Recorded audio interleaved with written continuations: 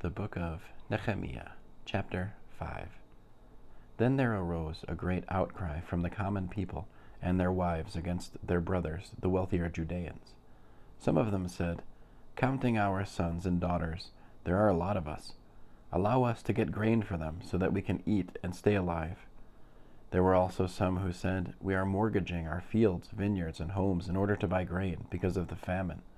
Yet others said, "We have borrowed money for the king's taxes against our fields and vineyards. Now our flesh is no different from the flesh of our kinsmen, and our children are the same as their children. Yet we are bringing our sons and daughters into bondage as slaves. Some of our daughters have gone into slavery already, and it's beyond our power to do anything about it, because other men have our fields and vineyards." When I heard their outcry, and the reasons for it, I became very angry. I thought the matter over, and then took issue with the nobles and rulers. I charged them, "You are lending against pledges, everyone to his brother," and I summoned a great assembly to deal with them. I said to them, "We, to the limit of our ability, have redeemed our brothers the Judeans, who sold themselves to the pagans. Now you are selling your own brothers, and we will have to buy them back." They stayed silent. They couldn't think of anything to say. I also said, "What you are doing is not good. You should be living in fear of our God, so that our pagan enemies won't have grounds for deriding us. Moreover, my brothers and my servants, I too have loaned them money and grain. Please, let's stop making it so burdensome to go into debt. Please, today, give them back their fields, vineyards, olive groves, and homes.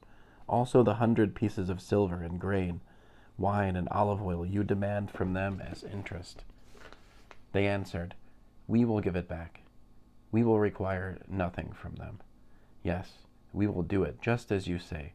Then I called the Kohanim and took an oath from them that they would do as they had promised.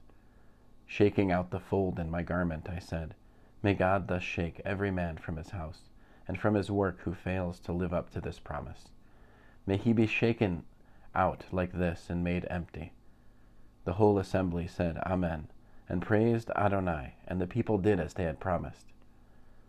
Besides that, from the time I was appointed their governor in the land of Yehuda, from the 20th year until the 32nd year of Artaxshashta the king, that is, for 12 years, neither I nor my colleagues drew on the governor's living allowance.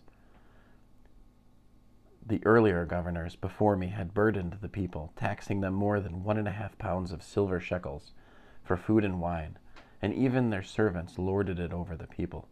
But I didn't, because I feared God. Moreover, I put all my energy into working on this wall. We didn't buy any land, and all my servants were gathered there for the work. There were 150 leaders and other Judeans who ate at my table, besides those who came to us from the surrounding nations.